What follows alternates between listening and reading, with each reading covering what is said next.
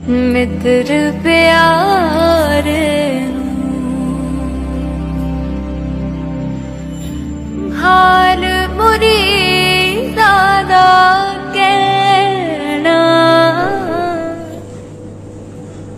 वाहिगुरु जी गुरु नानक पद पंकज बंदन पद पंकज बंदना सिमरो अंगद दुख निकंदन अमरदास गुर हृदय त्यागो जी हृदय त्याग श्री गुरु रामदास गुण गान अर्जन विघ्न के नासक विघ्न के नासक हर गोविंद शुभ सुमत प्रकाशक श्री हर राय नमो कर जोरी नमो कर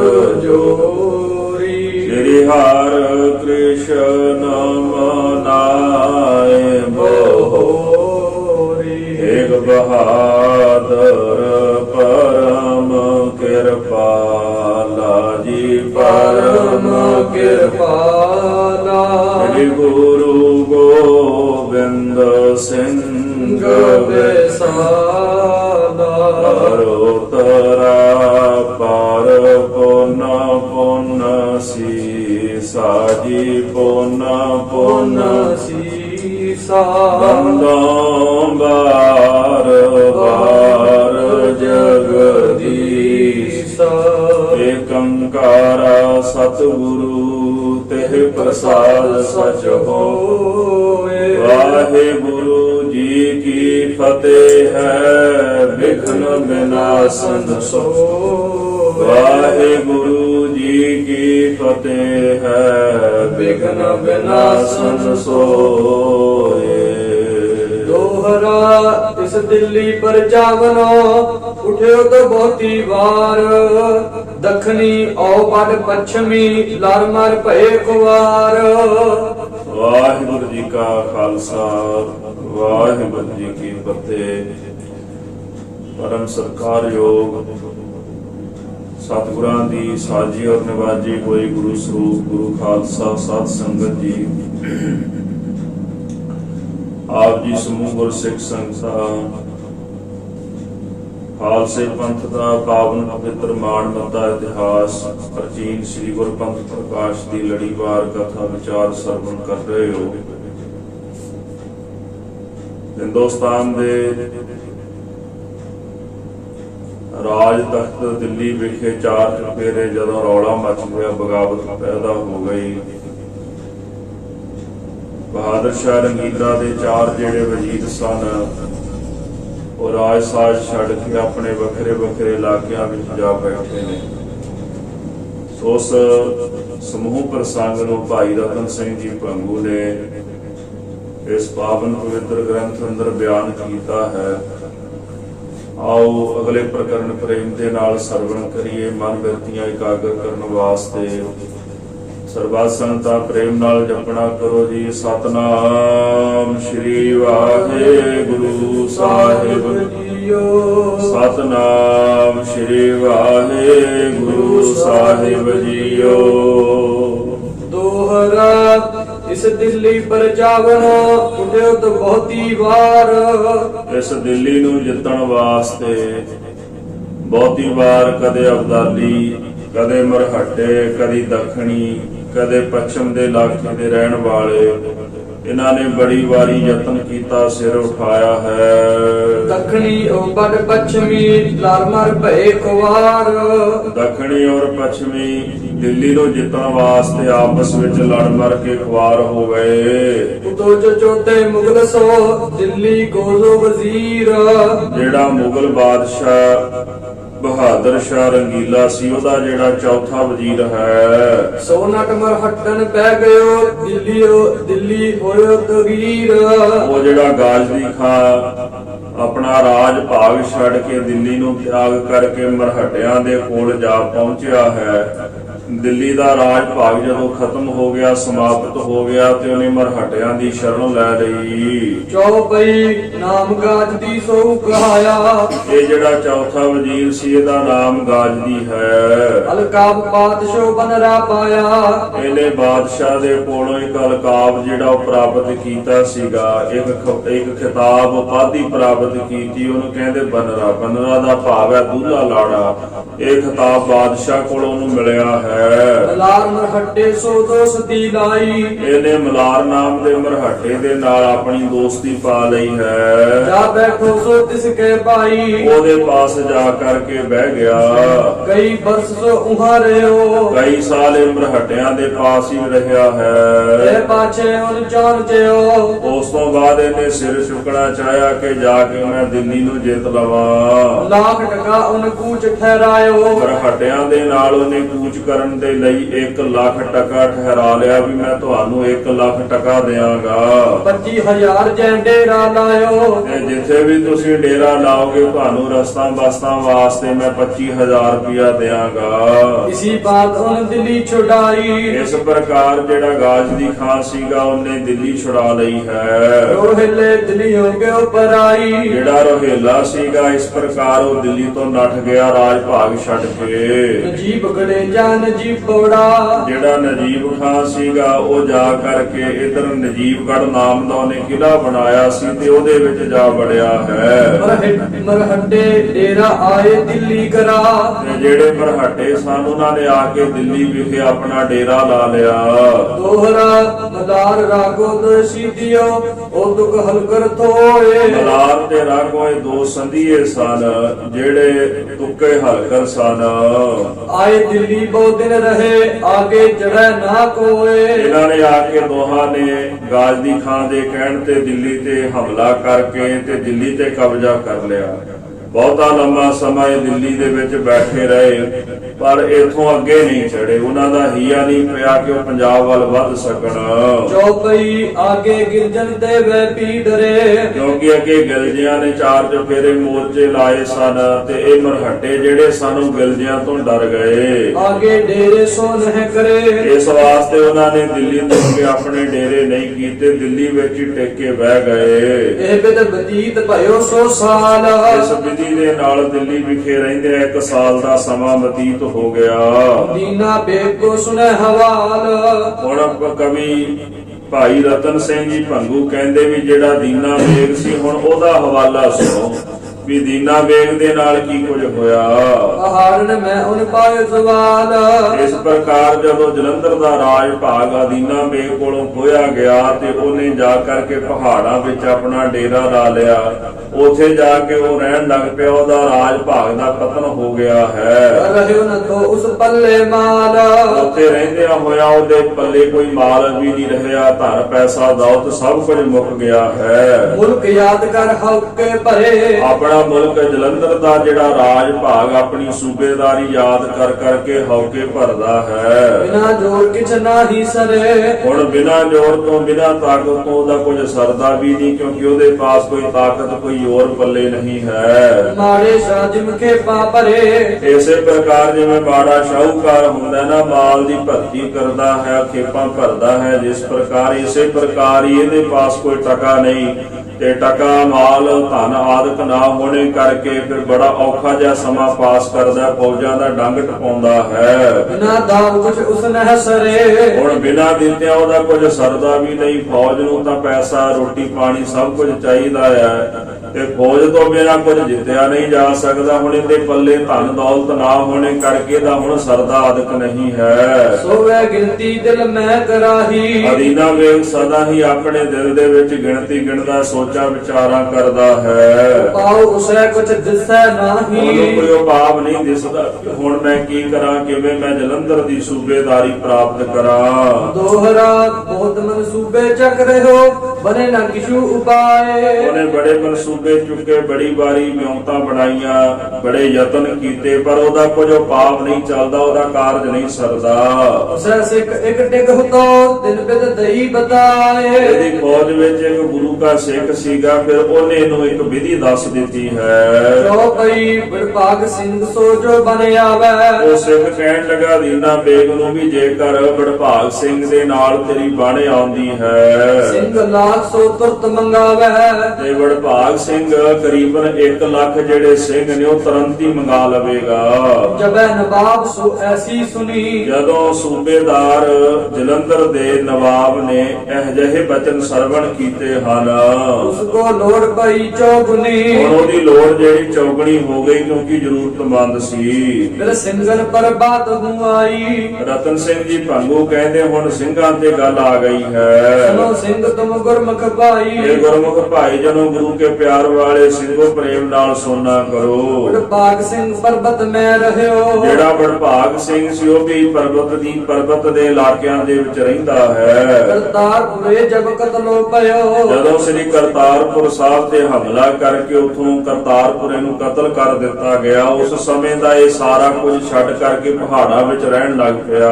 ਸੋ ਵੀ ਹਾਥ ਕੱਢੇ ਕੱਢ ਖਾਏ। ਹੁਣ ਇਹਦੇ ਪਾਸ ਵੀ ਧਨ ਮਾਲ ਦੌਲਤ ਆਦਿਕ ਨਹੀਂ ਸੀ, ਇਹ ਵੀ ਹੁਣ ਹੱਥ ਵੱਢ ਕੇ ਖਾਂਦਾ, ਦੰਦੀਆਂ ਮਾਰਦਾ ਆਪਣੇ ਹੱਥਾਂ ਉੱਪਰ। ਔਰ ਕਿਛ ਤਿਸ ਲਗੈ ਨ ਦਾਏ। ਇਹਦਾ ਵੀ ਹੁਣ ਕਿਸੇ ਪ੍ਰਕਾਰ ਦਾ ਕੋਈ ਦਾ ਨਹੀਂ ਲੱਗਦਾ। ਪਠਾਨ ਜੁਗੜੀ ਜਲੰਧਰ ਵਾਰੇ।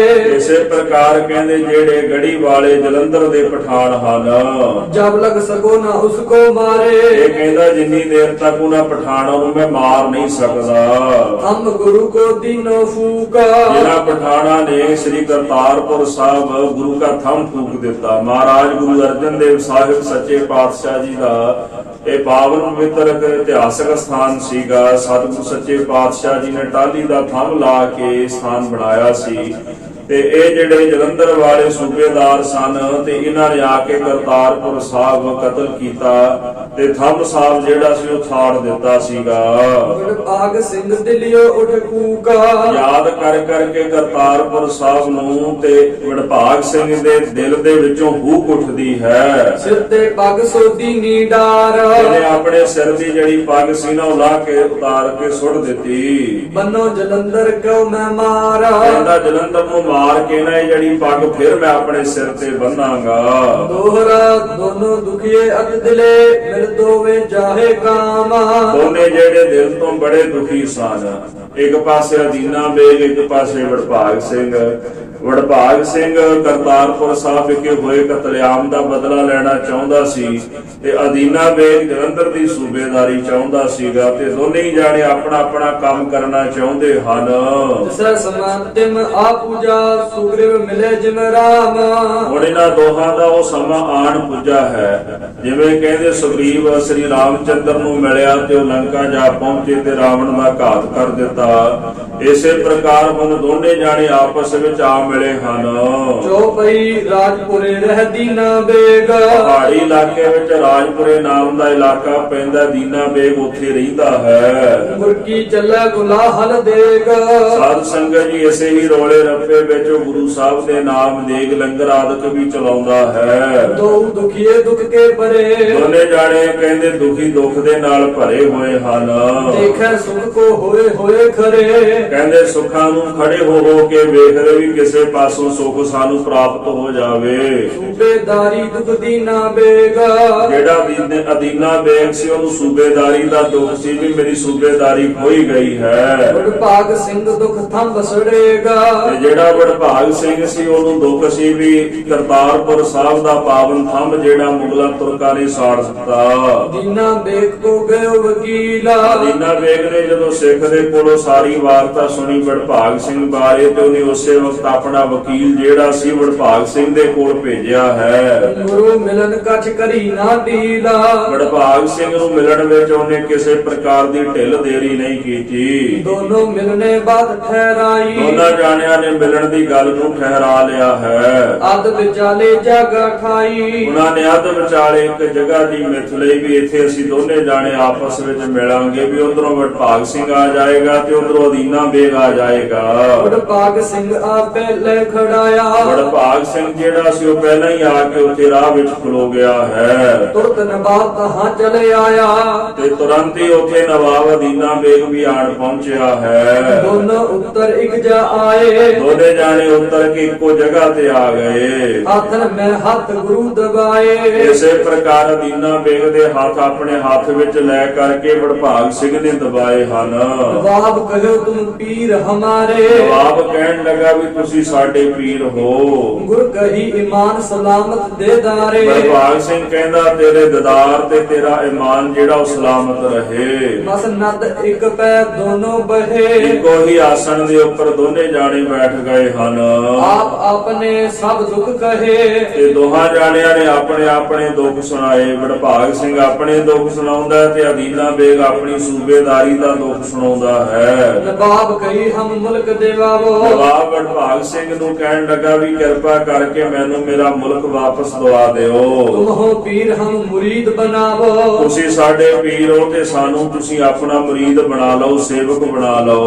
ਦੋਹਰਾ ਕਰਤਾਰਪੁਰੇ ਜਿਤਨੀ ਕਰੀ, ਪਠਾਨਨ ਜਲੰਧਰ ਵਾਲ। ਵਡਭਾਗ ਸਿੰਘ ਕਹਿਣ ਲੱਗਾ ਵੀ ਕਰਤਾਰਪੁਰ ਸਾਹਿਬ ਜਲੰਧਰ ਵਾਲੇ ਜਿਹੜੇ ਗੜੀ ਦੇ ਪਠਾਨ ਸਨ, ਉਹਨਾਂ ਨੇ ਜਿਸ ਤਰ੍ਹਾਂ ਕਰਤਾਰਪੁਰ ਸਾਹਿਬ ਕੀਤਾ ਹੈ, ਕਰੋ ਕਤਲ ਜਲੰਧਰ ਤੂੰ ਲਿਖ ਦੇ ਨਿਜ ਹੱਥ ਨਾਲ। ਜਿਵੇਂ ਉਹਨਾਂ ਨੇ ਕਰਤਾਰਪੁਰ ਸਾਹਿਬ ਕਤਲੇਆਮ ਕੀਤਾ ਹੈ, ਮੈਂ ਇਸੇ ਪ੍ਰਕਾਰ ਜਲੰਧਰ ਵਿੱਚ ਕਤਲੇਆਮ ਕਰਾਂਗਾ। ਇਹ ਜਿਹੜੀ ਗੱਲ ਤੂੰ ਆਪਣੇ ਹੱਥ ਦੇ ਨਾਲ ਮੈਨੂੰ ਲਿਖਤੀ ਤੌਰ ਤੇ ਲਿਖ ਕੇ ਦੇ। ਮੈਂ ਹੀ ਚਾਹੁੰਦਾ ਆ ਵੀ ਜਿਸੇ ਤਰ੍ਹਾਂ ਕਰਤਾਰਪੁਰ ਸਾਹਿਬ ਉਹਨਾਂ ਵਧੀਕੀਆਂ ਕੀਤੀਆਂ, ਮੈਂ ਜਲੰਧਰ ਵਿੱਚ ਜਾ ਕੇ ਬਦਲਾ ਲੈਣਾ ਹੈ। ਚੌਪਈ ਨਾਸਰ ਅਲੀ ਕੋ ਫੂਕੋ ਤਿਮਹੀ, ਉਹਨੇ ਆਖਿਆ ਵੀ ਜਿਹੜਾ ਨਾਸਰ ਅਲੀ ਸੀ ਨਾ, ਜਿਹਨੇ ਥੰਮ ਸਾੜਿਆ, ਉਹਨੂੰ ਮੈਂ ਫੂਕਾਂਗਾ।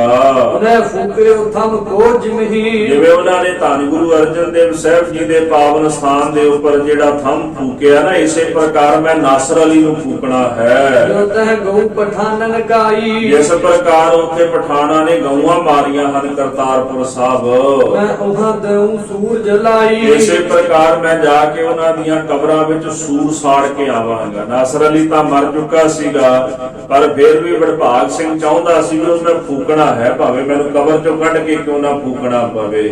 ਇਸੇ ਪ੍ਰਕਾਰ ਜਿਵੇਂ ਉਹਨਾਂ ਨੇ ਗਊਆਂ ਮਾਰੀਆਂ, ਤੇ ਮੈਂ ਜਾ ਕੇ ਸੂਰਾਂ ਨੂੰ ਅੱਗ ਲਾ ਲਾ ਕੇ ਸਾੜਾਂਗਾ। ਜਲੰਧਰ ਮੁਸਲੇ ਕਤਲੇ ਕਰੂੰ, ਜਲੰਧਰ ਦੇ ਵਿੱਚ ਜਿਤਨੇ ਵੀ ਮੁਸਲਮਾਨ ਰਹਿੰਦੇ ਨਾ, ਸਾਰਿਆਂ ਦਾ ਮੈਂ ਕਤਲੇਆਮ ਕਰਾਂਗਾ। ਫੇਰ ਡਰਾਵੇਂ ਮੈਂ ਨਾ ਡਰੂੰ, ਜੇ ਤੂੰ ਬਾਅਦ ਵਿੱਚ ਮੈਨੂੰ ਰੋਕੇ ਨਾ ਵੀ ਰੁਕ ਜਾ ਹੁਣ ਬਸ ਕਰ ਅਦੀਨਾ ਬੇਗ, ਫਿਰ ਮੈਂ ਤੇਰੇ ਆਖਿਆ ਰੁਕਾਂਗਾ ਨਹੀਂ। ਹਿੰਦਵਾਨੀ ਜਿਮ ਮੁਗਲਾਂ ਨੀ ਫੜਾਉਂ, ਇਹਨਾਂ ਨੇ ਜਿਸ ਤਰ੍ਹਾਂ ਕਰਤਾਰਪੁਰ ਸਾਹਿਬ ਹਿੰਦਣੀਆਂ ਜਿਹੜੀਆਂ ਬੀਬੀਆਂ ਸਨ ਉਹ ਫੜੀਆਂ, ਏਦਾਂ ਹੀ ਮੈਂ ਮੁਗਲਾਨੀਆਂ ਫੜਾਵਾਂਗਾ। ਚੂਰਨ ਕੋ ਮੈਂ ਪਠਾਨੀ ਕਰਾਂ, ਇਸ ਤਰ੍ਹਾਂ ਜਿਹੜੇ ਨੀਚ ਹਨ ਉਹਨਾਂ ਦੇ ਘਰ ਦੇ ਵਿੱਚ ਪਠਾਨੀਆਂ ਪਾ ਦਿਆਂਗਾ। ਕਸਮ ਸਾਥ ਮੋ ਕੋ ਲਿਖਦੇ ਹੋ, ਉਹ ਕਸਮ ਦੇ ਨਾਲ ਕੁਰਾਨ ਦੀ ਕਸਮ ਖਾ ਕੇ ਨਾ ਮੈਨੂੰ ਲਿਖ ਕੇ ਦੇ ਦੇ। ਮੁਲਕ ਦੁਆਬਾ ਮੈਂ ਦੇ ਲੈ ਹੋ, ਇਸੇ ਪ੍ਰਕਾਰ ਜਿਹੜਾ ਦੁਆਬਾ ਮੁਲਕ ਹੈ, ਜਲੰਧਰ ਦਾ ਇਲਾਕਾ, ਤੂੰ ਮੇਰੇ ਕੋਲੋਂ ਲੈ ਲੈ, ਪਰ ਕਸਮ ਦੇ ਨਾਲ ਲਿਖ ਕੇ ਦੇ ਮੈਨੂੰ ਇੱਥੇ ਵੀ ਜੇਕਰ ਮੈਂ ਤੇਰੀ ਮਦਦ ਕਰਕੇ ਤੈਨੂੰ ਸੂਬੇਦਾਰੀ ਲੈ ਦੇਣਾ, ਤੂੰ ਮੇਰੇ ਬਚਨ ਮੰਨ ਕੇ ਮੇਰੇ ਮਨ ਦੀ ਇੱਛਾ ਪੂਰੀ ਕਰੇਗਾ। ਪਹਿਲੋ ਦੀ ਮੈਂ ਦੇ ਉਛੜਾਈ, ਸਭ ਤੋਂ ਪਹਿਲਾਂ ਮੈਂ ਤੈਨੂੰ ਸੂਬੇਦਾਰੀ ਛਡਾ ਕੇ ਦਿਆਂਗਾ। ਪਾਛੇ ਹਮਰੋ ਮਨ ਪਤੀ ਆਈ, ਉਸ ਤੋਂ ਬਾਅਦ ਤੂੰ ਸਾਡਾ ਮਨ ਪਤਿਆ ਦੇਵੀਂ। ਦੋਹਰਾ ਵਡਭਾਗ ਸਿੰਘ ਜੂ ਕਹੀ, ਸੋ ਉਹਨ ਲੀਨੀ ਮਾਨਾ। ਅਦੀਨਾ ਬੇਗ ਨੂੰ ਵਡਭਾਗ ਸਿੰਘ ਨੇ ਜੋ ਕੁਝ ਆਖਿਆ ਉਹਨੇ ਉਹੀ ਕੁਝ ਮੰਨ ਲਿਆ ਹੈ। ਖਾਈ ਕਸਮ ਕੁਰਾਨ ਕੀ, ਸਾਬਤ ਰੱਖੋ ਈਮਾਨ। ਅਦੀਨਾ ਬੇਗ ਨੇ ਕੁਰਾਨ ਦੀ ਕਸਮ ਖਾਧੀ। ਕੁਰਾਨ ਦੀ ਕਸਮ ਖਾ ਕੇ ਕਹਿੰਦਾ ਮੈਂ ਆਪਣਾ ਈਮਾਨ ਸਾਬਤ ਰੱਖਾਂਗਾ।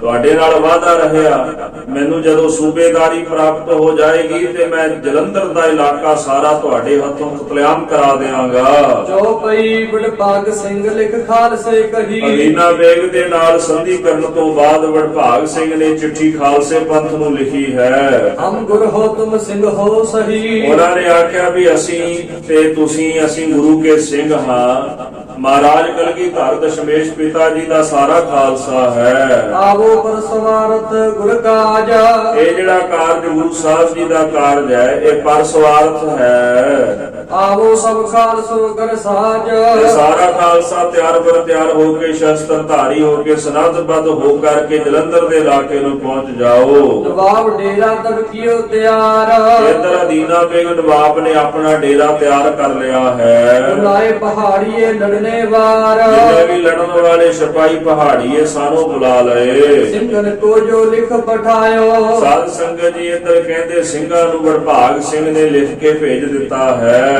ਜਾਣੋ ਮੋਹਿ ਜਲੰਧਰ ਆਇਓ ਆਖਦਾ ਮੈਨੂੰ ਜਲੰਧਰ ਪਹੁੰਚਿਆ ਜਾਣੋ, ਤੁਸੀਂ ਵੀ ਛੇਤੀ ਤੋਂ ਛੇਤੀ ਹੱਲਾ ਮਾਰ ਕੇ ਆ ਜਾਓ ਤੇ ਮੈਨੂੰ ਵੀ ਜਲੰਧਰ ਪਹੁੰਚਿਆ ਜਾਣੋ। ਆਗੇ ਡੇਰਾ ਤੋਂ ਦੇ ਲਿਆਉ ਮੈਂ ਤੁਹਾਡੇ ਤੋਂ ਅੱਗੇ ਡੇਰਾ ਆਪਣਾ ਲੈ ਕੇ ਆਵਾਂਗਾ। ਨੀਹਲ ਆਨ ਮੈਂ ਡੇਰਾ ਪਾਉ ਪਹਾੜੀ ਦਾ ਜਿਹੜਾ ਇਲਾਕਾ ਹੈ ਨਾ, ਜਿੱਥੋਂ ਪਹਾੜ ਦੀ ਉਤਰਾਈ ਉਤਰਦੀ ਹੈ, ਨੀਵਾਂ ਇਲਾਕਾ ਨੂੰ ਨੀਹਲ ਦਾ ਇਲਾਕਾ ਕਹਿੰਦੇ ਨੇ।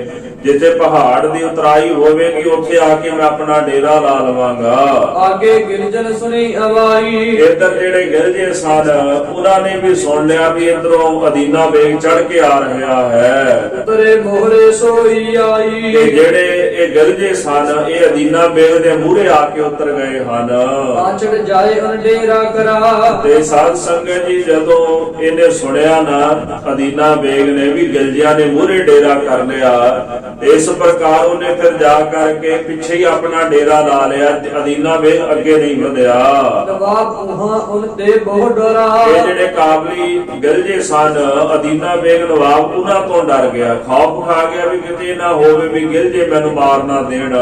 ਅੱਗੇ ਤੁਰਕਨ ਉਸੈ ਫੁੱਲ ਗਇਓ ਅੱਗੇ ਉਹਨੇ ਜਲੰਧਰ ਵਿੱਚ ਆ ਕੇ ਤੁਰਕਾਂ ਤੇ ਹਮਲਾ ਕਰਕੇ ਉਹਨਾਂ ਨੂੰ ਨਾਸ਼ ਕਰਨਾ ਸੀ। ਉਹਨਾਂ ਤੁਰਕਾਂ ਨੂੰ ਤਾਂ ਭੁੱਲ ਗਿਆ ਹੈ। ਰਹਿਣ ਉਹਾਂ ਉਸ ਦੁੱਬਰ ਭਇਓ ਹੁਣ ਗਿਰਜਿਆਂ ਤੋਂ ਪਿੱਛੇ ਉਹਨੇ ਡੇਰਾ ਲਾਇਆ ਸੀ, ਉੱਥੇ ਵੀ ਰਹਿਣਾ ਉਹਦਾ ਦੁੱਭਰ ਹੋ ਗਿਆ, ਔਖਾ ਹੋ ਗਿਆ ਹੈ। ਦੋਹਰਾ ਸੁਰਤ ਖਾਲਸੋ ਜਗਤੁਰਾ ਜਲੰਧਰ ਕੇ ਰਾਹੋ ਬਾਬਾ ਸ਼ਿਆਮ ਸਿੰਘ ਜੀ ਨਾਰੋਂ ਕੇ ਇਸੇ ਹੀ ਪ੍ਰਕਾਰ ਸਰਦਾਰ ਜੱਸਾ ਸਿੰਘ ਆਹਲੂਵਾਲੀਆ ਜਿਹੜੇ ਬੁੱਢਾ ਦਲ ਦੇ ਚੌਥੇ ਜਥੇਦਾਰ ਸਨ, ਉਹਨਾਂ ਨੂੰ ਜਦੋਂ ਵਡਭਾਗ ਸਿੰਘ ਦੀ ਚਿੱਠੀ ਮਿਲੀ ਤੇ ਵਡਭਾਗ ਸਿੰਘ ਦੀ ਮਦਦ ਕਰਨ ਵਾਸਤੇ ਗੁਰੂ ਕਾ ਸਮੂਹ ਖਾਲਸਾ ਪੰਥ ਚੜ ਕੇ ਜਲੰਧਰ ਦੇ ਰਾਹ ਨੂੰ ਤੁਰ ਪਿਆ।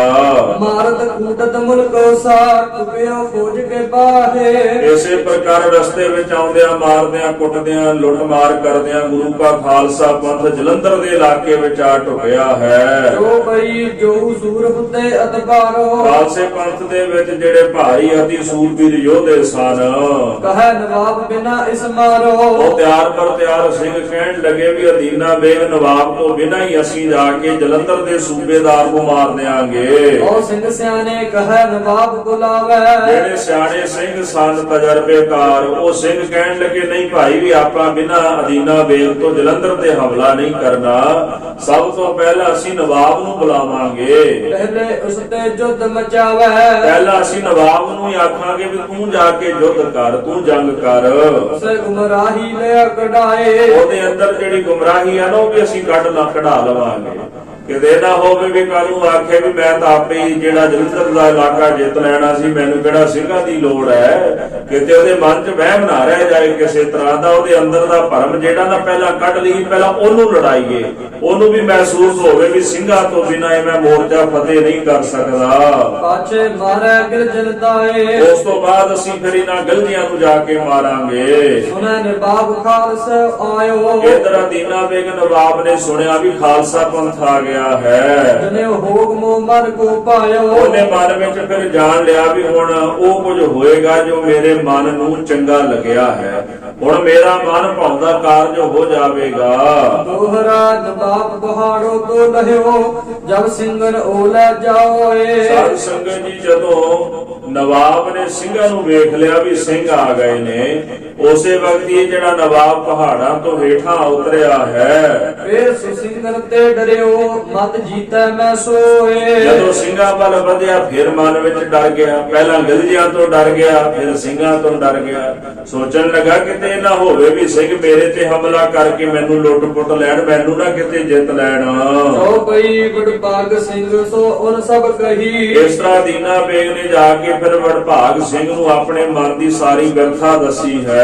ਗੁਰੂ ਕਹਿਓ ਤੂੰ ਡਰ ਕਿਛ ਨਹੀਂ ਬਾਬਾ ਵਡਭਾਗ ਸਿੰਘ ਨੇ ਆਖਿਆ ਵੀ ਤੂੰ ਮਨ ਦੇ ਵਿੱਚ ਕਿਸੇ ਤਰ੍ਹਾਂ ਦਾ ਡਰ ਨਾ ਰੱਖ। ਵਡਭਾਗ ਸਿੰਘ ਤਿਸ ਤੀਰ ਤਰਾਈ ਇਸ ਤਰ੍ਹਾਂ ਬਚਨ ਕਹਿ ਕੇ ਵਡਭਾਗ ਸਿੰਘ ਨੇ ਨਵਾਬ ਨਵਾਬ ਅਦੀਨਾ ਬੇਗ ਨੂੰ ਧੀਰਜ ਰਖਾਇਆ ਹੈ। ਤਬ ਆਇਓ ਵੈ ਖਾਲਸੇ ਪਾਈ, ਫਿਰ ਅਦੀਨਾ ਬੇਗ ਜਿਹੜਾ ਸੀ ਉਹ ਖਾਲਸੇ ਪੰਥ ਦੇ ਪਾਸ ਚੱਲ ਕੇ ਆਇਆ ਹੈ। ਦੋਹਰਾ ਸਿਆਮ ਸਿੰਘ ਜੱਸਾ ਸਿੰਘੇ ਮੁਗਲ ਲਿਓ ਮਿਲਾਏ, ਬਾਬਾ ਸ਼ਿਆਮ ਸਿੰਘ ਜੀ ਸਰਦਾਰ ਜੱਸਾ ਸਿੰਘ ਆਹਲੂਵਾਲੀਆ ਇਸੇ ਪ੍ਰਕਾਰ ਕਹਿੰਦੇ ਅਦੀਨਾ ਬੇਗ ਜਾ ਕੇ ਖਾਲਸੇ ਪੰਥ ਨੂੰ ਮਿਲਿਆ ਹੈ। ਨਜ਼ਰਾਨਾ ਖਾਲਸੇ ਲਿਓ ਉਹ ਕੁਛ ਲਾਈ ਤਨਖਾਏ, ਖਾਲਸੇ ਪੰਥ ਨੇ ਉਹਦੇ ਕੋਲੋਂ ਨਜ਼ਰਾਨੇ ਲੈ ਲਏ, ਉਸ ਤੋਂ ਬਾਅਦ ਉਹਨੂੰ ਤਨਖਾਹ ਵੀ ਲਾਉਣਾ ਕੀਤੀ ਹੈ। ਦੋਹਰਾ ਤਬ ਨਵਾਬ ਖਾਲਸੇ ਕਹੀ ਹਮ ਤੁਮ ਗੁਰ ਕੀ ਆਸ, ਸਾਧ ਸੰਗਤ ਜੀ ਅਦੀਨਾ ਬੇਗ ਨਵਾਬ ਨੇ ਖਾਲਸੇ ਪੰਥ ਨੂੰ ਹੱਥ ਜੋੜ ਕੇ ਬੇਨਤੀ ਕੀਤੀ, ਸਾਨੂੰ ਤੇ ਤੁਹਾਨੂੰ ਕੇਵਲ ਇੱਕ ਗੁਰੂ ਸਾਹਿਬ ਜੀ ਦੀ ਆਸ ਹੈ। ਸਵੇਰੇ ਮਾਰੋ ਕਾਬਲੀ ਹਮ ਤੁਮ ਕਮ ਹੋਏ ਰਾਸ, ਕੱਲ ਸਵੇਰ ਹੁੰਦਿਆਂ ਹੀ ਜਿਹੜੇ ਕਾਬਲੀਏ ਗਿਲਜੇ ਹਨ ਇਹਨਾਂ ਨੂੰ ਮਾਰ ਦਿਓ, ਇਹਦੇ ਨਾਲ ਸਾਡਾ ਤੇ ਤੁਹਾਡਾ ਜਿਹੜਾ ਕਾਰਜ ਹੈ ਉਹ ਰਾਸ ਹੋ ਜਾਵੇਗਾ। ਓ ਭਈ ਤਬਰ ਖਾਲਸੋ ਯੋ ਹਸ ਕਹੀ, ਇਹ ਬਚਨ ਸੁਣ ਕਰਕੇ ਖਾਲਸੇ ਪੰਥ ਨੇ ਹੱਸ ਕੇ ਅਦੀਨਾ ਬੇਗ ਨੂੰ ਆਖਿਆ ਹੈ। ਹਮ ਤੁਮ ਰਲ ਮਿਲ ਲੜਨੋ ਨਹੀਂ, ਆਖਣ ਲੱਗੇ ਵੀ ਤੁਸੀਂ ਤੇ ਅਸੀਂ ਰਲ ਮਿਲ ਕੇ ਲੜ ਨਹੀਂ ਸਕਦੇ। ਜਬੇ ਖਾਲਸੇ ਉਠੇ ਤਲਵਾਰ, ਕਿਉਂਕਿ ਜਦੋਂ ਮੈਦਾਨੇ ਜੰਗ ਦੇ ਅੰਦਰ ਖਾਲਸੇ ਪੰਥ ਦੀ ਤਲਵਾਰ ਉੱਠੇਗੀ, ਬਿਨ ਪਛਾਣ ਸਭ ਹੋਏ ਹੈ ਮਾਰ, ਤੇ ਬਿਨਾਂ ਪਛਾਣ ਤੋਂ ਫਿਰ ਸਾਰੇ ਮਾਰੇ ਜਾਣਗੇ। ਤੁਹਾਡੇ ਵਿੱਚ ਤੇ ਗਿਲਜਿਆਂ ਵਿੱਚ ਫਰਕ ਕੀ ਹੈ? ਤੁਸੀਂ ਤਾਂ ਇੱਕੋ ਜਿਹੇ ਹੋ ਸਾਰੇ ਜਾਣ, ਇੱਕੋ ਜਿਹਾ ਤੁਹਾਡਾ ਭੇਖ ਹੈ। ਜਦੋਂ ਗੁਰੂ ਪੰਥ ਖਾਲਸੇ ਦੀ ਤਲਵਾਰ ਉੱਠੀ ਤੇ ਗਿਲਜਿਆਂ ਦੇ ਚੱਕਰ ਵਿੱਚ ਤੁਸੀਂ ਵੀ ਮਾਰੇ ਜਾਓਗੇ। ਤਬ ਨਵਾਬ ਨੇ ਅਸਨੇ ਠਹਿਰਾਈ, ਫਿਰ ਨਵਾਬ ਨੇ ਇਸ ਤਰ੍ਹਾਂ ਮਨ ਦੇ ਅੰਦਰ ਵਿਚਾਰ ਕੀਤੀ ਹੈ। ਅਮਰੀ ਫੌਜ ਸਿਰ ਟੰਗਿਆ ਹਰਿਆਈ, ਆਖਣ ਲੱਗਾ ਵੀ ਸਾਡੀ ਫੌਜ ਨਾ ਆਪਣੇ ਸਿਰ ਦੇ ਉੱਪਰ ਹਰਿਆਈ ਟੰਗ ਲਵੇਗੀ, ਭਾਵ ਹਰੇ ਰੰਗ ਦੇ ਕਣਕ ਦੇ ਸਿੱਕੇ ਟੰਗ ਲੈਣਗੇ ਤਾਂ ਕਿ ਫਿਰ ਪਹਿਚਾਣ ਹੋ ਜਾਵੇਗੀ ਵੀ ਇਹ ਜਿਹੜੀ ਫੌਜ ਅਦੀਨਾ ਬੇਗ ਦੀ ਹੈ। ਤਬੇ ਖਾਲਸੇ ਲਿਏ ਸੋ ਮਾਨ, ਇਹ ਬਚਨ ਸੁਣ ਕੇ ਖਾਲਸੇ ਪੰਥ ਨੇ ਗੱਲ ਮੰਨ ਲਈ ਹੈ। ਹਮ ਛਾੜੇ ਜੋ ਤੁਮੇ ਪਹਿਚਾਨਾ, ਸਾਧ ਸੰਗਤ ਪੰਥ ਕਹਿਣ ਲੱਗਾ ਵੀ ਇਸ ਤਰ੍ਹਾਂ ਫਿਰ ਤੁਹਾਡੀ ਪਹਿਚਾਣ ਹੋ ਜਾਏਗੀ ਤੇ ਅਸੀਂ ਤੁਹਾਨੂੰ ਛੱਡ ਦਿਆਂਗੇ, ਤੁਹਾਨੂੰ ਨਹੀਂ ਮਾਰਾਂਗੇ ਜਦੋਂ ਤੁਸੀਂ ਹਰਿਆਈ ਸਿਰ ਤੇ ਟੰਗੋਗੇ। ਦੋਹਰਾ ਸੋ ਕੀਨੋ ਪ੍ਰਾਤ ਉਠਾ ਸਿਰ ਪਰ ਕਨਕ ਟੰਗਾਏ, ਇਸ ਤਰ੍ਹਾਂ ਸਾਧ ਸੰਗਤ ਜੀ ਸਵੇਰ ਹੁੰਦਿਆਂ ਸਾਰ ਅਦੀਨਾ ਬੇਗ ਨੇ ਇਸੇ ਤਰ੍ਹਾਂ ਹੀ ਕੀਤਾ। ਆਪਣੀ ਸਾਰੀ ਫੌਜ ਜਿਹੜੀ ਸੀ ਉਹਦੇ ਸਿਰ ਦੇ ਵਿੱਚ ਪੱਗਾਂ ਦੇ ਵਿੱਚ ਉਹਨੇ ਕਣਕ ਟੰਗਾ ਦਿੱਤੀ ਹੈ। ਡੇਰਾ ਕੀਨੋ ਕੂਚ ਦਾਬਾ ਦਹੀਂ ਲੜਾਈ ਪਾਏ, ਆਪਣਾ ਡੇਰਾ ਜਿਹੜਾ ਸੀ ਉਸੋਂ ਕੂਚ ਕਰ ਦਿੱਤਾ, ਅੱਗੇ ਵੱਧ ਕੇ ਗਿਲਜਿਆਂ ਦੇ ਨਾਲ ਉਹਨੇ ਜੰਗ ਸ਼ੁਰੂ ਕਰ ਦਿੱਤਾ ਹੈ। ਜੋ ਪਈ ਉਨ ਆਗੇ ਜੋ ਜੁਗਤ ਬਣਾਈ, ਅੱਗੋਂ ਗਿਲਜਿਆਂ ਨੇ ਵੀ ਆਪਣੀ ਜੁਗਤੀ ਤਿਆਰ ਕੀਤੀ ਹੋਈ ਸੀ। ਮਹਿਰੋ ਮੋਰਚੋ ਬੰਦਿਓ ਆਈ, ਉਹਨਾਂ ਨੇ ਮੋਹਰੇ ਆ ਕਰਕੇ ਨਾ ਮੋਰਚਾ ਬੰਨ ਲਿਆ ਹੈ। ਤੋਪਖਾਨੇ ਕੀਓ ਆਗੇ ਜੋਰਾ, ਗਿਲਜਿਆਂ ਨੇ ਆਪਣਾ ਤੋਪਖਾਨਾ ਅੱਗੇ ਲਿਆ ਕਰਕੇ ਜ਼ੋਰ ਦੇ ਨਾਲ ਉਹਦੇ ਰਾਹੀਂ ਤੋਪਾਂ ਦੇ ਵਿੱਚੋਂ ਗੋਲਿਆਂ ਦੀ ਵਰਖਾ ਕਰ ਦਿੱਤੀ। ਦੂਈ ਤਰਫ ਕੀ ਜੰਬੂਰਨ ਕੋਰਾ, ਤੇ ਦੂਜੇ ਪਾਸੇ ਜਮੂਰਿਆਂ ਦੀ ਮਾਰ ਜਿਹੜੀ ਮਾਰਨੀ ਸ਼ੁਰੂ ਕਰ ਦਿੱਤੀ ਹੈ। 700 ਫੌਜ ਸਵਾਰੀ ਰਹੀ, ਤੇ ਵਿਚਕਾਰਲੇ ਪਾਸੇ ਜਿਹੜੀ ਉਹਨਾਂ ਦੀ ਅਸਵਾਰ ਫੌਜ ਰਹਿ ਗਈ ਹੈ। ਇਸ ਬਿਦ ਲੜਾਈ ਕੀ ਨੀ ਸਹੀ, ਇਸ ਪ੍ਰਕਾਰ ਦੇ ਨਾਲ ਗਿਲਜਿਆਂ ਨੇ ਆਪਣੀ ਜਿਹੜੀ ਲੜਾਈ ਸੀ ਉਹ ਸ਼ੁਰੂ ਕਰ ਦਿੱਤੀ। ਉਤੇ ਨਵਾਬ ਕੀ ਫੌਜ ਚੜਾਈ, ਉਧਰੋਂ ਨਵਾਬ ਨੇ ਵੀ ਆਪਣੀ ਫੌਜ ਚੜਾ ਦਿੱਤੀ ਹੈ। ਗਿਲਜਨ ਦੀਨੀ ਸੋ ਹਟਾਈ, ਤੇ ਗਿਲਜਿਆਂ ਨੇ ਤੋਪਾਂ ਦੀ ਮਾਰ ਜੰਬੂਰਿਆਂ ਦੀ ਮਾਰ ਕੇ ਤੇ ਨਵਾਬ ਅਦੀਨਾ ਬੇਗ ਦੀ ਫੌਜ ਨੂੰ ਪਿਛਾਂਹ ਨੂੰ ਹਟਾ ਦਿੱਤਾ ਹੈ। ਨਵਾਬ ਸਿੰਘਨ ਪੈ ਮਨੁੱਖ ਦੌੜਾਵੇ, ਨਵਾਬ ਨੇ ਫਿਰ ਉਸੇ ਵਕਤ ਸਿੰਘਾਂ ਦੇ ਕੋਲ ਆਪਣੇ ਸਿਪਾਹੀ ਭੇਜੇ ਹਨ। ਸਿੰਘ ਸੋਲੜ ਨੇ ਤੋੜੇ ਆਵੇ, ਆਖਣ ਲੱਗਾ ਵੀ ਤੁਸੀਂ ਤਾਂ ਥੋੜੇ ਸਿੰਘ ਜਿਹੜੇ ਮੈਦਾਨੇ ਜੰਗ ਵਿੱਚ ਲੜਨ ਵਾਸਤੇ ਆਉਂਦੇ ਹੋ। ਨਵਾਬ ਫੌਜ ਉਨ ਦਈ ਚਲਾਈ, ਅੱਗੋਂ ਉਹਨਾਂ ਨੇ ਸਾਡੀ ਫੌਜ ਮੈਦਾਨੇ ਜੰਗ ਵਿੱਚੋਂ ਮਾਰ ਕੇ ਪਿਛਾਂਹ ਨੂੰ ਮੋੜ ਦਿੱਤੀ ਹੈ। ਜੰਬੂਰਨ ਬਹੁਤੀ ਕਾਈ, ਤੋਪਾਂ ਜਮੂਰਿਆਂ ਦੇ ਨਾਲ ਉਹਨਾਂ ਨੇ ਬਹੁਤੀ ਸਾਡੀ ਫੌਜ ਮਾਰ ਦਿੱਤੀ ਹੈ। ਨਵਾਬ ਫੌਜ ਤਬ ਫੀਕੀ ਪਈ, ਇਸ ਕਰਕੇ ਨਵਾਬ ਦੀ ਜਿਹੜੀ ਫੌਜ ਫਿੱਕੀ ਪੈ ਗਈ ਹੈ। ਨਵਾਬ ਦਿਲੇ ਬਹੁ ਚਿੰਤਾ ਠਈ, ਨਵਾਬ ਦੇ ਚਿੱਤ ਦੇ ਅੰਦਰ ਬਹੁਤ ਜ਼ਿਆਦੀ ਚਿੰਤਾ ਪੈਦਾ ਹੋ ਗਈ ਵੀ ਇਸ ਤਰ੍ਹਾਂ ਮੈਂ ਜੰਗ ਕਿਵੇਂ ਜਿੱਤਾਂਗਾ।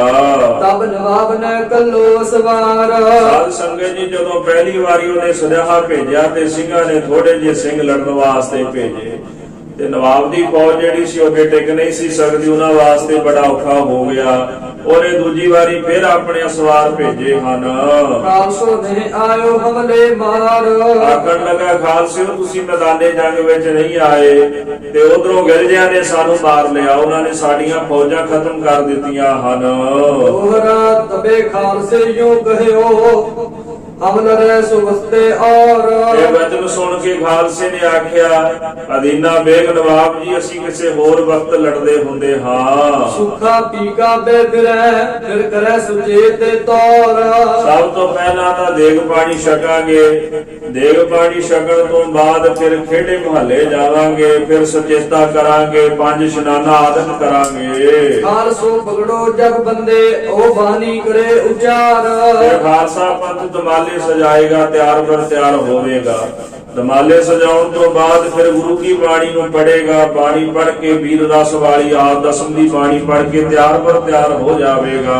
ਆਪੇ ਹਮ ਗੁਰ ਆਖੜੇ ਹੋਏ ਫਤਿਹ ਜੈਕਾਰ। ਇਸ ਤਰ੍ਹਾਂ ਫਿਰ ਸਾਡਾ ਗੁਰੂ ਸਾਡੇ ਤੇ ਆ ਪਹੁੰਚੇਗਾ, ਭਾਵ ਸਾਡੇ ਪਾਸ ਆ ਖੜੇਗਾ, ਸਾਨੂੰ ਆਪਣੇ ਗੁਰੂ ਦੀ ਜਿਹੜੀ ਮਦਦ ਹੈ ਉਹ ਪ੍ਰਾਪਤ ਹੋ ਜਾਵੇਗੀ। ਇਹਦੇ ਨਾਲ ਫਿਰ ਜਦੋਂ ਗੁਰੂ ਸਾਡੇ ਪਾਸ ਆ ਖੜੇਗਾ ਤੇ ਮੈਦਾਨੀ ਜੰਗ ਵਿੱਚ ਸਾਡੀ ਫਤਿਹ ਹੋਵੇਗੀ, ਜੈ ਜੈਕਾਰ ਹੋ ਜਾਵੇਗੀ। ਜੋ ਭਈ ਇਤਨੇ ਮੈਂ ਸਿੰਘ ਪਏ ਸੋ ਤਿਆਰ। ਇਹਦੇ ਵਿੱਚ ਗੁਰੂ ਕੇ ਖਾਲਸੇ ਤਿਆਰ ਬਰ ਤਿਆਰ ਹੋ ਗਏ। ਬੀਬੀ ਸੁਖੋ ਲੈ ਹਥਿਆਰ।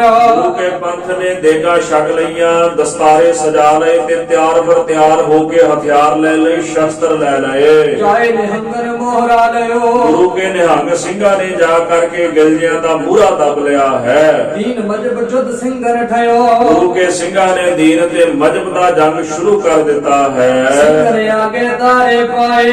ਪਹਿਲੀ ਵਾਰੀ ਸਿੰਘਾਂ ਨੇ ਜਾ ਕੇ ਆਪਣੇ ਚਰਨ ਪੈਰ ਅੱਗੇ ਰੱਖੇ ਹਨ।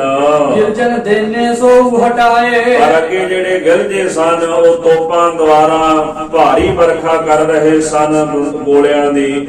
ਇਸੇ ਪ੍ਰਕਾਰ ਸਾਧ ਸੰਗਤ ਦੀ ਗਿਲਜਨ ਦਿਨੇ ਸੋ ਹਟਾਏ, ਗਿਲਜਿਆਂ ਨੇ ਉਹ ਸਿੰਘ ਪਿਛਾਂ ਨੂੰ ਹਟਾ ਦਿੱਤੇ। ਤਬ ਨਵਾਬ ਕੈ ਸੋਚੋ ਪਰੀ। ਜਦੋਂ ਸਿੰਘ ਪਿਛਾਂ ਨੂੰ ਹਟ ਗਏ ਤੇ ਫਿਰ ਨਵਾਬ ਦੇ ਚਿੱਤ ਦੇ ਅੰਦਰ ਸੋਚ ਪੈ ਗਈ ਹੈ। ਖਾਲਸੇ ਤੇ ਕਿਛ ਅਛੀ ਨਾ ਸਰੀ। ਸੋਚਣ ਲੱਗਾ ਵੀ ਖਾਲਸੇ ਕੋਲੋਂ ਸਿੰਘਾਂ ਕੋਲੋਂ ਵੀ ਕੁਝ ਬਹੁਤਾ ਕੁਝ ਨਹੀਂ ਸਰਿਆ।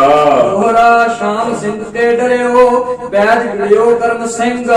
ਸਾਧ ਸੰਗਤ ਬਾਬਾ ਸ਼ਾਮ ਸਿੰਘ ਜੀ ਨਾਲੋਂ ਕਿ ਉਹਨਾਂ ਦੇ ਡੇਰੇ ਵਿੱਚੋਂ ਪੈਜ ਗੜੀਆ ਸਿੰਘ ਸੀ, ਜਿਹਦਾ ਨਾਮ ਭਾਈ ਕਰਮ ਸਿੰਘ ਹੈ। ਮੇਰੇ ਸ਼ਸਤਰ ਉਹ ਵਸਤਰ ਸੋ ਕਿਉ ਇਸ਼ਨਾਨ ਨਿਸ਼ੰਗ। ਇਸ਼ਨਾਨ ਪਾਣੀ ਕਰਕੇ ਦਮਾਲੇ ਸਜਾ ਕੇ ਦੇਗ ਪਾਣੀ ਛਕ ਕੇ ਤਿਆਰ ਬਰ ਤਿਆਰ ਹੋ ਕੇ ਵਸਤਰ ਸ਼ਸਤਰ ਪਹਿਨ ਕੇ ਗੁਰੂ ਕਾ ਸਿੰਘ ਕਰਮ ਸਿੰਘ ਤਿਆਰ ਬਰ ਤਿਆਰ ਹੋ ਗਿਆ ਹੈ। ਜੋ ਪਈ ਤਬੈ ਕਰਮ ਸਿੰਘ ਪਿਓ ਸਵਾਰ। ਉਸੇ ਵਕਤ ਕਰਮ ਸਿੰਘ ਜਿਹੜਾ ਸੀ ਉਹ ਤਿਆਰ ਬਰ ਤਿਆਰ ਹੋਇਆ, ਘੋੜੇ ਤੇ ਸਵਾਰ ਹੋ ਗਿਆ ਹੈ। ਦੀਨ ਵਜਬ ਜੁਦ ਹਿਰਦੈ ਸੋਤਾਰ। ਦੀਨ ਮਜਬ ਦਾ ਜਿਹੜਾ ਯੁੱਧ ਹੈ ਉਹਨੇ ਆਪਣੇ ਹਿਰਦੇ ਵਿੱਚ ਧਾਰਨ ਕਰ ਲਿਆ। ਉਹ ਗੁਰੂ ਗ੍ਰਹਿ ਦੇ ਬਦਲੇ ਜਾਨ। ਸਤਿਗੁਰੂ ਪੰਜਵੇਂ ਪਾਤਸ਼ਾਹ ਦੇ ਪਾਵਨ ਸਥਾਨ ਗੁਰਦੁਆਰਾ ਥੰਮ ਸਾਹਿਬ ਦਾ ਬਦਲਾ ਲੈਣ ਵਾਸਤੇ ਪਿੱਛੇ ਮੁੜਨ ਕੀਨੋ ਧਿਆਨ। ਗੁਰੂ ਕੇ ਸਿੰਘ ਨੇ ਮੈਦਾਨੇ ਜੰਗ ਵਿੱਚ ਜਾ ਕੇ ਪਿੱਛੇ ਮੁੜਨ ਦਾ ਧਿਆਨ ਨਹੀਂ ਕੀਤਾ। ਦੋਏ ਧਾਰ ਸਿਰ ਮੁਕਟ ਬੰਦਾਇਓ। ਸਰੀਰ ਤੇ ਸੰਜੋਗ ਧਾਰਨ ਕਰਕੇ ਤੇ ਸੀਸ ਦੇ ਉੱਪਰ ਮੁਕਟ ਸਜਾ ਲਿਆ, ਭਾਵ ਕੇ ਚੰਦ ਤੋੜਾ ਆਦਿਕ ਲਾ ਕੇ ਤਿਆਰ ਪਰ ਤਿਆਰ ਹੋ ਗਿਆ। ਢਾਲ ਹਾਥ ਗਲ ਤੋਂ ਗੋ ਪਾਇਓ। ਹੱਥ ਵਿੱਚ ਢਾਲ ਲੈ ਲਈ ਤੇ ਗਲ ਦੇ ਵਿੱਚ ਤੇਗਾ ਪਹਿਨ ਲਿਆ ਹੈ। ਜੋ ਕਰਤੇ ਦਿਨ ਕੋੜੇ ਚਲਾਏ। ਇਸ ਤਰ੍ਹਾਂ ਕਰਦੇ ਉਹਨੇ ਆਪਣੇ ਘੋੜੇ ਚਲਾ ਲਏ। ਜੋ ਉਸ ਪਿਆਰੇ ਸੋ ਸੰਗਤਾਏ। ਜਿੰਨੇ ਵੀ ਉਹਦੇ ਪਿਆਰੇ ਮਿੱਤਰ ਸਨ ਉਹਨਾਂ ਸਾਰਿਆਂ ਨੂੰ ਆਪਣੇ ਨਾਲ ਲੈ ਲਿਆ ਹੈ। ਦੋਰਾ ਜਗਲ ਜਨ ਕੋ ਜੋਰ ਤੋਂ ਤਹੀਂ ਪਹੁੰਚੇ ਸੰਗਤਾਏ। ਇਸ ਜਗ੍ਹਾ ਤੇ ਗਿਲਜੀਆਂ ਦਾ ਬਹੁਤਾ ਜ਼ੋਰ ਸੀ, ਬਾਬਾ ਕਰਮ ਸਿੰਘ ਉੱਥੇ ਪੈਜ ਗੜੀਆ ਜਾ ਪਹੁੰਚਿਆ ਹੈ। ਉਨਕੇ ਮੋਹਰੇ ਹੋਰੋ ਲੋਥੋ ਸਿੰਘ ਪਰਿਓ ਉਸੀ ਪੈ ਜਾਏ। ਸਾਧ ਸੰਗਤ ਜੀ ਗਿਲਜੀਆਂ ਦਾ ਮੂਰਲੇ ਕਹਿੰਦੇ ਹਰਿਆਵਲ ਦਸਤਾ ਸੀ, ਮੂਰਲਾ ਦਸਤਾ ਸੀਗਾ। ਕਰਮ ਸਿੰਘ ਪੈਜ ਗੜੀਆ ਉਹਦੇ ਉੱਪਰ ਜਾਗ ਪਿਆ ਹੈ, ਭਾਵ ਉਹਨੇ ਹਰਿਆਵਲ ਦਸਤੇ ਤੇ ਹਮਲਾ ਕਰ ਦਿੱਤਾ ਹੈ। ਜੋ ਭਈ ਹਰੋਲੋ ਸਿੰਘ ਜਬ ਆਵਤ ਦੇਖਾ। ਹਰਿਆਵਲ ਦਸਤੇ ਨੇ ਜਦੋਂ ਕਰਮ ਸਿੰਘ ਨੂੰ ਆਉਂਦਿਆਂ ਵੇਖਿਆ ਹੈ, ਪਰਿਓ ਸਿੰਘ ਪੈ ਹੋਏ ਸੁਰੇਖਾ। ਸਾਧ ਸੰਗਤ ਜੀ ਉਹਨਾਂ ਨੇ ਸਿੰਘ ਦੇ ਉੱਪਰ ਗੋਲੀਆਂ ਦੀ ਵਿਛਾੜ ਕਰ ਦਿੱਤੀ ਹੈ।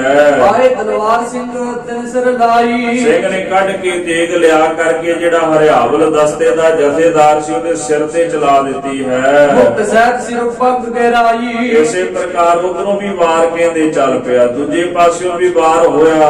ਇਧਰੋਂ ਕਹਿੰਦੇ ਭਾਈ ਕਰਮ ਸਿੰਘ ਨੇ ਵਾਰ ਕੀਤਾ ਤੇ ਉਧਰ ਹਰਿਆਵਲ ਦਸਤੇ ਦਾ ਜਿਹੜਾ ਜਥੇਦਾਰ ਉਹਨੇ ਵਾਰ ਕੀਤਾ ਹੈ। ਤੇ ਗੁਰੂ ਕੇ ਸਿੰਘ ਨੇ ਜਿਹੜੀ ਆਪਣੀ ਪੱਗ ਦਸਤਾਰ ਦਮਾਲਾ ਸੀਸ ਤੇ ਸਜਾਇਆ ਸੀ, ਚੰਦ ਤੋੜੇ ਦੇ ਸਹਿਤ ਉਹ ਧਰਤੀ ਤੇ ਜਾ ਡਿੱਗੀ। ਦੋਹਰਾ ਸਿੰਘ ਸੋ ਬਿਨ ਹੀ ਪੱਗ ਤੇ ਉਹ ਸਿਰ ਤੇਗ ਸੁਚਾਰ। ਇਸੇ ਪ੍ਰਕਾਰ ਸਿੰਘ ਨੇ ਕਹਿੰਦੇ ਬਿਨਾਂ ਪੱਗ ਤੋਂ ਹੀ ਆਪਣੀ ਜਿਹੜੀ ਤੇਗ ਸੀ ਨਾ ਉਹ ਜਾ ਕੇ ਉਹ ਜਥੇਦਾਰ ਦੇ ਸਿਰ ਦੇ ਉੱਤੇ ਝਾੜ ਦਿੱਤੀ ਹੈ। ਕਿਹੜੇ ਮਹਿ ਜੰਬ ਸੋ ਤੇਗ ਲਗੀ ਸਿਰ ਪਾਰ। ਜਦੋਂ ਕਹਿੰਦੇ ਕਰਮ ਸਿੰਘ ਨੇ ਤੇਗ ਮਾਰੀ ਕਿ ਉਹਦੇ ਸਿਰ ਦੇ ਵਿੱਚ ਜਾ ਲੱਗੀ ਤੇ ਉਹਦਾ ਸਿਰ ਜਿਹੜਾ ਸੀ ਧੜ ਦੇ ਨਾਲੋਂ ਅਲੱਗ ਹੋ ਗਿਆ ਤੇ ਉਹ ਧਰਤੀ ਦੇ ਉੱਪਰ ਜਾ ਡਿੱਗਿਆ ਹੈ। ਕਰਮ ਸਿੰਘ ਪੱਗ ਬਿਨ ਪਰਿਓ ਜਨ ਬਿਨ ਬਾਜ ਕੁਲਾਹੇ। ਇਧਰ ਕਰਮ ਸਿੰਘ ਦੇ ਵੀ ਸੀਸ ਤੇ ਜਦੋਂ ਤਲਵਾਰ ਵੱਜੀ ਤੇ ਉਹ ਵੀ ਦਸਤਾਰ ਤੋਂ ਬਿਨਾਂ ਹੋ ਕੇ ਧਰਤੀ ਦੇ ਉੱਪਰ ਜਾ ਡਿੱਗਿਆ ਹੈ। ਜਿਸ ਪ੍ਰਕਾਰ ਕਹਿੰਦੇ ਬਾਜ ਟੋਪੀ ਤੋਂ ਬਿਨਾਂ ਹੁੰਦਾ ਨਾ, ਇਸੇ ਪ੍ਰਕਾਰ ਕਹਿੰਦੇ ਭਾਈ ਕਰਮ ਸਿੰਘ ਪੈਜ ਗੜੀਆ ਦਸਤਾਰ ਤੋਂ ਬਿਨਾਂ ਧਰਤੀ ਤੇ ਜਾ ਡਿੱਗਿਆ ਹੈ। ਜਤਰ ਜਿਮਗਰ ਜੋ ਪਰਿਓ ਰਖਿਓ ਉਸ ਹੀ ਥਾਏ। ਕਹਿੰਦੇ ਜਿਵੇਂ ਤਿੱਤਰ ਨੂੰ ਮਾਰ ਦਈਦਾ ਤੇ ਤਿੱਤਰ ਦੇ ਵਾਂਗੂ ਗਲਜਾ ਜਿਹੜਾ ਸੀ ਉਹ ਧਰਤੀ ਤੇ ਜਾ ਡਿੱਗਿਆ।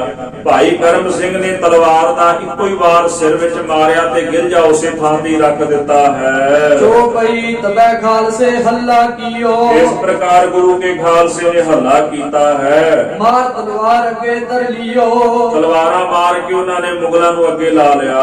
ਲਈ ਓਢ ਉਨ ਤੋਂ ਪਰ ਮੋਹਰੇ। ਡਰਦੇ ਮਾਰੇ ਗਿਲਜੀਆਂ ਨੇ ਕਾਬਲੀਆਂ ਨੇ ਆਪਣੀਆਂ ਤੋਪਾਂ ਦਾ ਉਤਲ ਆਸਰਾ ਲੈ ਲਿਆ ਹੈ। ਮਾਰੇ ਸ਼ਰਕ ਜੇ ਗੋਲੇ ਦੌਰੇ। ਔਰ ਤੋਪਾਂ ਦੇ ਵਿੱਚ ਦੋਹਰੇ ਦੋਹਰੇ ਗੋਲੇ ਪਾ ਪਾ ਕੇ ਤੇ ਛਲਕਾ ਮਾਰਦੇ ਹਨ। ਉੱਠ ਕੇ ਕੀ ਥੈਲੀ ਚਲਾਵੇ। ਕਹਿੰਦੇ ਜਿਹੜੇ ਟਕੇ ਹਨ ਉਹਨਾਂ ਦੀਆਂ ਥੈਲੀਆਂ ਜਿਹੜੀਆਂ ਇਕੱਠੀਆਂ ਕਰ ਕਰ ਤੋਪਾਂ ਵਿੱਚ ਪਾ ਕੇ ਬਰੂਦ ਦੇ ਨਾਲ ਮਿਲਾ ਕੇ ਚਲਾਉਂਦੇ ਹਨ।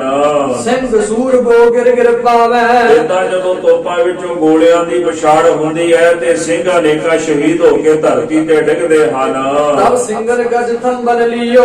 ਉਸ ਵਕਤ ਸਿੰਘਾਂ ਨੇ ਕੁਝ ਆਪਣੇ ਆਪ ਨੂੰ ਥੰਮਣਾ ਕੀਤਾ ਹੈ। ਬੰਦੂਕਨ ਕੋ ਗੋਰਾ ਬਾਦੀਓ।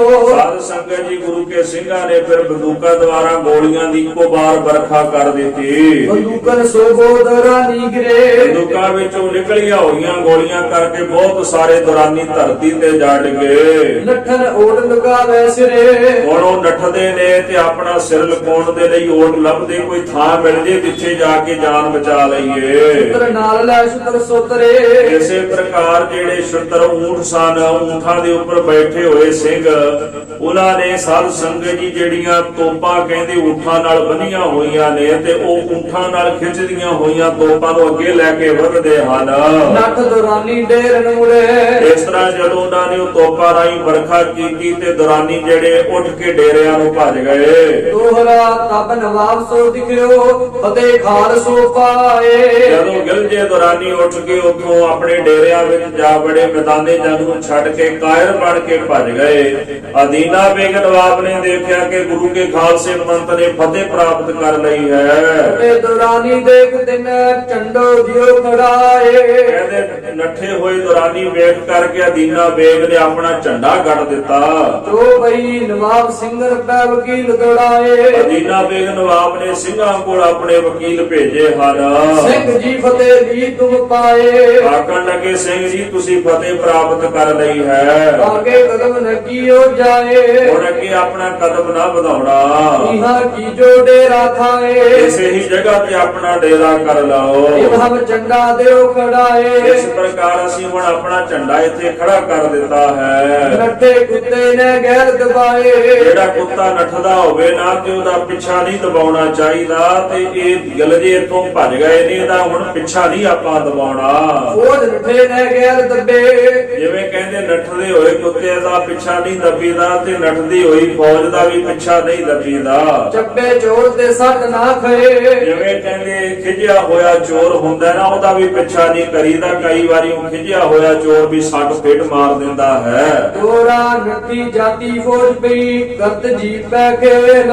ਜਿਹੜੀ ਨੱਠੀ ਜਾਂਦੀ ਫੌਜ ਹੁੰਦੀ ਆ ਉਹ ਵੀ ਕਈ ਵਾਰੀ ਨੱਠੀ ਜਾਂਦੀ, ਜੀਤ ਤੇ ਜਿੰਦੜੀ ਤੇ ਖੇਲ ਜਾਂਦੀ ਹੈ। ਜਾਏ ਮਰੇ ਕੋਈ ਸੂਰਮਾ ਫਿਰ ਕਬ ਹੋਵੇ ਮੇਲ। ਜੇ ਅਸੀਂ ਨਾ ਉਹਦਾ ਪਿੱਛਾ ਕਰਾਂਗੇ ਤੇ ਕੋਈ ਸਾਡਾ ਸੂਰਮਾ ਜਾ ਕੇ ਮਾਰਿਆ ਜਾਵੇਗਾ, ਫਿਰ ਉਹਦੇ ਨਾਲ ਸਾਡਾ ਮੇਲ ਨਹੀਂ ਹੋਏਗਾ, ਸ਼ਹਾਦਤ ਦੀ ਪ੍ਰਾਪਤੀ ਕਰ ਜਾਏਗਾ। ਜੋ ਬਈ ਹਮ ਤੋਂ ਲੜੇ ਫਤਿਹ ਕੀ ਆਈ। ਅਸੀਂ ਤਾਂ ਇੱਥੇ ਫਤਿਹ ਪ੍ਰਾਪਤ ਕਰਨ ਵਾਸਤੇ ਆਏ ਸੀ, ਫਤਿਹ ਦੀ ਪ੍ਰਾਪਤੀ ਲਈ ਲੜੇ ਸਾਂ ਤੇ ਉਹ ਫਤਿਹ ਹੁਣ ਸਾਨੂੰ ਮਿਲ ਗਈ ਹੈ। ਸੋ ਅਬ ਹਮਕੋ ਤੁਮ ਕਰ ਦੇਈ। ਸਤਿਗੁਰਾਂ ਨੇ ਕਿਰਪਾ ਕਰਕੇ ਸਾਨੂੰ ਤੁਹਾਨੂੰ ਫਤਿਹ ਦੀ ਦਾਤ ਬਖਸ਼ਿਸ਼ ਕਰ ਦਿੱਤੀ ਹੈ। ਸਿੰਘ ਮਾਨਤੇ ਹੀ ਪੈ ਖੜੇ। ਇਹਨਾਂ ਵੇਗ ਦੀ ਬੇਨਤੀ ਸੁਣ ਕੇ ਗੁਰੂ ਕੇ ਸਿੰਘ ਬਣ ਗਏ ਤੇ ਉੱਥੇ ਹੀ ਖਲੋ ਗਏ ਹਨ।